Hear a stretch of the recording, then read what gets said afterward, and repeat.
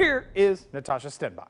Well, Adam, I have some news for you. You always do. And Bring yes, I have updated the Thorns forecast to something that I think everybody is going to like. We're expecting mostly dry conditions during the entire match, so this is exciting. Temperatures are going to be in the low to mid 50s, so feeling pretty good throughout the entire afternoon. Now let's go to our current conditions. It's 48 degrees. This temperature has been very consistent the last 5 hours. Wind is calm and dew point at 41. Overnight temps in the mid 40s. And overall, right around Portland, we will be pretty much wrapping up our rain for the night. You might get a couple sprinkles here and there, but your dry time starts tomorrow morning, but then the big rain arrives tomorrow night. What are we seeing right now on radar? Again, some isolated pockets of rain coming up over the hills there. Scappoose heading into Battleground, right around Longview and Kelso, getting a little bit of a break from the rain at the coast for the moment. A couple showers possible right around 7 o'clock in the morning, but otherwise for the rest of the morning, we're looking pretty good for the afternoon. We'll notice those showers showing up first at the coast, coming up from the south. So right about the time you're getting ready for your evening commute, right around 5 or 6 o'clock, that's when the rain begins for us, and it pretty much doesn't stop all the way through Friday. This is what it looks like. Let's talk about that timing. Here we go. So your morning, midday, brief. It's going to be dry until we get to about 4 or 5 o'clock. Now the rain is showing up for us here in Portland. You're going to have pockets of heavy showers too. Along with this, our daytime highs tomorrow, mid 50s. The following day, Thursday, daytime highs in the 60s. Low 60s, but that means we're getting rain on top of the snow that we just got.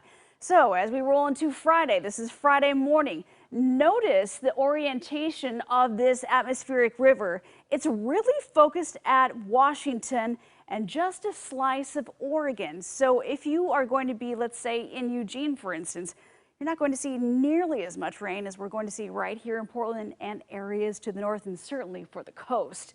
Now, as soon as we get to Saturday, the weekend, hey, high pressure is taking over. We're saying goodbye to the atmospheric river. Chances for rain Saturday are going to remain mostly north of Portland into western Washington.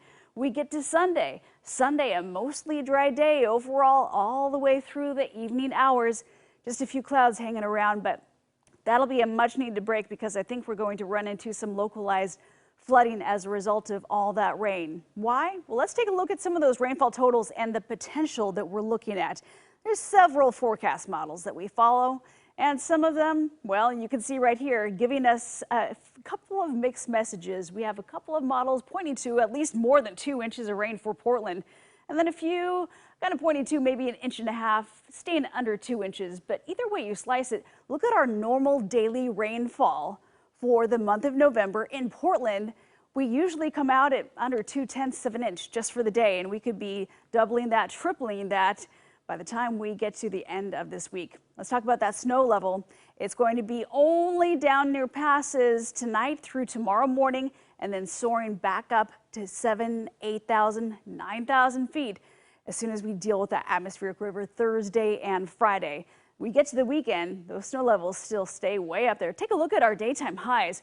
We're going to be in the upper 50s to low 60s all the way through Sunday. Not much of a cool down until we get to next Monday and Tuesday. So again, heavy rain days are going to be Wednesday night going into Thursday and into Friday. KOIN 6 News, we'll be right back.